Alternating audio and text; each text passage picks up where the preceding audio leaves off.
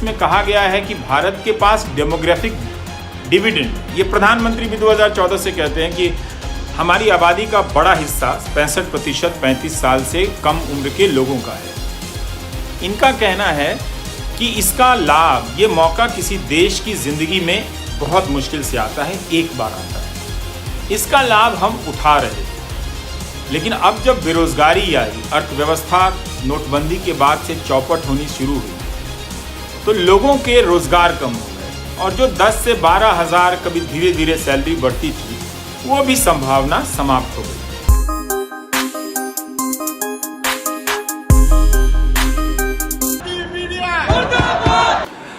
आप याद करें कि 2019 के जब लोकसभा चुनाव के समय में नौकरी सीरीज के कारण रेलवे पर दबाव बना और पीयूष गोयल को अनाउंस करना पड़ा कि हम सहायक लोको पायलट और टेक्नीशियन और अन्य भर्तियां निकालेंगे।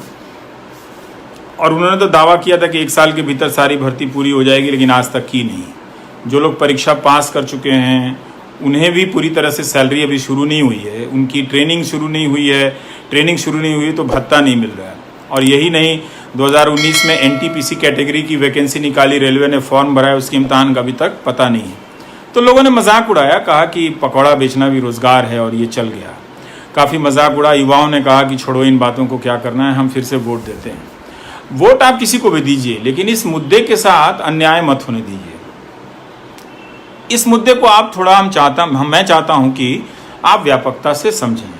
मैं काफ़ी पढ़ता रहता हूं। अभी एक नई किताब आई है, ये संतोष मेहरोत्रा की किताब है, reviving jobs an agenda for growth. ये अर्थशास्त्री लोग हैं, इन्होंने मिल के लिखा है। कई लोगों के इसमें लेख हैं और ये 599 रुपये की किताब है। तो इसको पढ़ते हुए कुछ बातें समझ में आई, लगा कि आपके सामने रखना चाहिए। तो देखिए, 3 तरह की चीज़ें हैं। स्वरोजगार है, सरकारी रोजगार है और प्राइवेट नौकरी है। तो ये कहा जा रहा है कि सरकार सबको नौकरी नहीं दे सकती, आप स्वरोजगार करें। भैया, ये बात आप स्पष्ट रूप से समझ लें कि भारत के लोग वैसे ही स्वरोजगार सबसे ज़्यादा करते हैं। खेती के बाहर जितने भी लोग नौकरी करते हैं या रोजगार करते हैं, उनमें से 99% लोग असंगठित क्षेत्र में हैं। और इस असंगठित क्षेत्र में जितने भी लोग हैं, उनमें से 65% लोग स्वरोजगार करते हैं। तो स्वरोजगार तो आप पहले से भी कर रहे हैं, लेकिन उसकी कमाई बहुत कम है। 10,000 15,000 वेतन पे लोग काम कर रहे हैं। और इसमें भी क्या झटका लगा कि मैन्युफैक्चरिंग सेक्टर और कंस्ट्रक्शन सेक्टर, ये 2 ऐसे सेक्टर हैं असंगठित क्षेत्र के, मुकुट हैं। इनमें बिना कौशल के भी लोगों को काम मिल जाता था। काम बहुत पैसे का नहीं मिलता था, लेकिन 2014 के बाद से हमारा एक्सपोर्ट जो है काफ़ी गिर गया। मैन्युफैक्चरिंग में निवेश कम हो गया, क्योंकि जो बाहर की कंपनियां थी उन्हें क्वालिटी नौजवान नहीं मिल रहे थे, तो वो यहाँ अच्छी चीज़ें बनाने नहीं आई।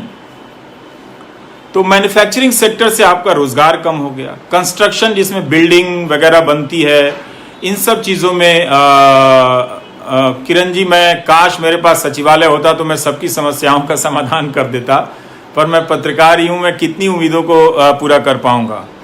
तो क्या हुआ कि कंस्ट्रक्शन सेक्टर बैठ गया। आप जानते हैं कि अब इस सेक्टर में ना तो सैलरी है ना नौकरी है। तो ये जो 2 सेक्टर थे जिसमें कम क्वालिटी वाले नौजवानों को काम मिल रहा था, ये बैठ गया। और टेक्सटाइल भी था, वो भी बैठ गया। तो कम क्वालिटी वाला नौजवान कौन है, आप समझिए। ये हमारे ज़िलों के, बक्सर हो या आरा हो या फिर नालंदा हो या जमुई हो या सहरसा हो या बेगूसराय हो, मोतिहारी हो, मुजफ्फरपुर हो, बेतिया हो या दरभंगा हो, इन सब के कॉलेजों से पास किए हुए जो नौजवान थे, उसमें पढ़ाई तो होती नहीं थी। 3 साल का बीए 5 साल में हो रहा था, मज़े में, कोई परवाह नहीं कर रहा था। तो आप क्वालिटी नहीं पढ़ पाए, तो आप क्वालिटी के नौजवान नहीं बन पाए, तो आपको कम पैसे का वेतन मिला। अब आपको 10,000 या 15,000 रुपए का वेतन मिलेगा। असंगठित क्षेत्र में ज्यादातर लोग इसी प्रकार के वेतन में काम करते हैं। अगर आप सिर्फ कई साल आप 15,000 के वेतन पे काम करेंगे, तो आप काम करते हुए भी गरीब होंगे, और दूसरा, काम नहीं मिलेगा तो भी आप गरीब होंगे। तो बड़ा हिस्सा भारत में की आबादी का बड़ा हिस्सा जिसके के पास काम नहीं है और जिसके पास काम है वो गरीब हो रहा है। तो इस किताब में एक बात बड़ी अच्छी लगी मुझे, इसमें कहा गया है कि भारत के पास डेमोग्राफिक डिविडेंड है। ये प्रधानमंत्री भी 2014 से कहते हैं कि हमारी आबादी का बड़ा हिस्सा 65% 35 साल से कम उम्र के लोगों का है। इनका कहना है कि इसका लाभ, ये मौका किसी देश की जिंदगी में बहुत मुश्किल से आता है, एक बार आता है।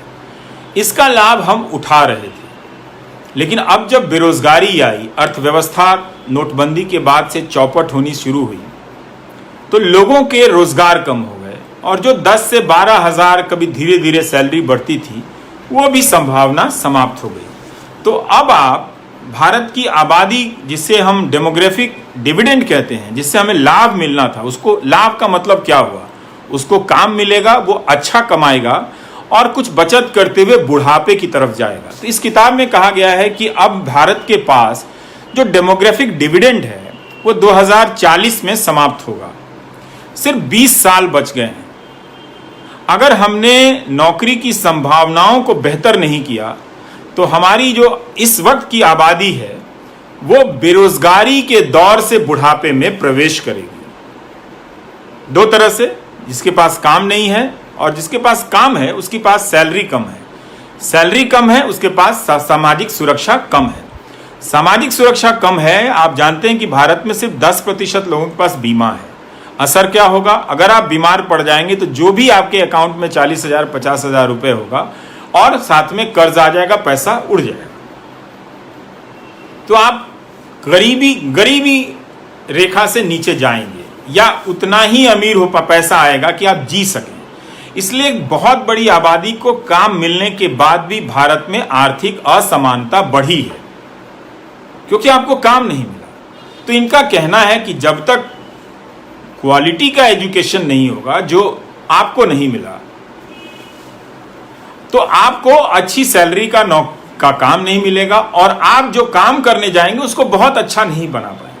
आपका आत्मविश्वास कमजोर होगा, आपका हुनर खराब होगा। अब इन्होंने स्किल इंडिया चलाया, लेकिन एजुकेटेड इंडिया नहीं चलाया। क्यों? क्योंकि उसके लिए सारे कॉलेजों में मास्टर रखने पड़ते, अच्छे मास्टर रखने पड़ते। तो आप क्वालिटी के छात्र बनते तो अच्छी नौकरी करते, अपनी भी, और ऐसा कुछ करते कि और लोगों को भी नौकरी देते। स्वरोजगार आप अभी भी आप कर रहे हैं, ऐसी बात नहीं कि आप नहीं कर रहे हैं। अब ये देखिए, किसी ने लिखा, अनुराग ने, कि बिहार एसएससी में 6 साल से पेंडिंग है। ये मजाक नहीं है क्या? क्या समझ रखा है लोगों ने इस देश के नौजवानों को? ये मजाक हो रहा है आपके साथ। तो आपका एजुकेशन खराब हुआ, आप खराब क्वालिटी के नौजवान बने, आप कोचिंग में भटकते रहे मामूली बीए पास करने के लिए, कॉलेज में महंगी फीस दी, लेकिन वहां पढ़ाई नहीं हुई, कोचिंग में दोबारा पैसा दिया आपने। दुनिया के किसी देश में ऐसा नहीं होता है, किसी देश में नहीं होता। पढ़ाई का स्तर बहुत अच्छा होना चाहिए था, जो इन्होंने आज भी नहीं सोचते। इन्हें लगता है कि व्हाट्सएप यूनिवर्सिटी में कुछ मुसलमान, कुछ पाकिस्तान का भेज दो, कुछ चीन का भेज दो, हमारा नौजवान उसी में टहल टहल के समाप्त हो जाएगा। जाति धर्म से बड़ा क्या हो सकता है? वो उसकी पहचान के लिए जान दे देगा, लेकिन रोजगार की बात नहीं करेगा। आप मत करो। तो आपको खराब क्वालिटी का नौजवान बनाया गया। सरकारी क्षेत्र में नौकरियां बंद कर दी गईं, प्राइवेट सेक्टर में नौकरियों की संभावना समाप्त हो गई। तो बेरोजगारी बढ़नी थी। सरकार जो भर्तियां निकाल रही थी वो सिर्फ 4th ग्रेड की भर्तियां निकाल रही थी। तो इसीलिए आप देखेंगे कि वो नौकरी जिसकी 4th ग्रेड की सैलरी चूंकि 20,000 25,000 थी, और प्राइवेट सेक्टर में जहां वो 12,000 पे काम कर रहा था, इंजीनियर होते हुए भी, मैनेजमेंट की डिग्री लेते हुए भी, जाहिर है वो चपरासी की नौकरी के लिए अप्लाई करेगा। इसलिए वहां पर भीड़ थी, भगदड़ थी। अब आप देखें कि 2014 के बाद से यूपीएससी में आईएएस आईपीएस के भी पदों की संख्या में गिरावट आई है।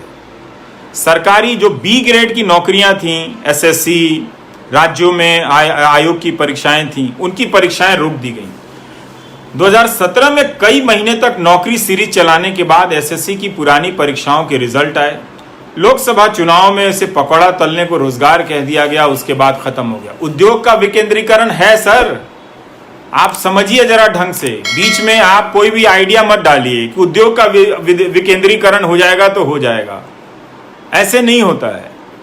जहां केंद्रीकरण है वहां क्या नौकरी मिल रही है? वहां मशीनीकरण के कारण नौकरी कम हो गई, बिजनेस ठप हो गया, इकोनॉमी बैठ गई, तो उन लोगों ने निवेश करना बंद कर दिया। अगर वीडियो अच्छी लगे तो चैनल को सब्सक्राइब करें और अगर अंधभक्त हो तो निकल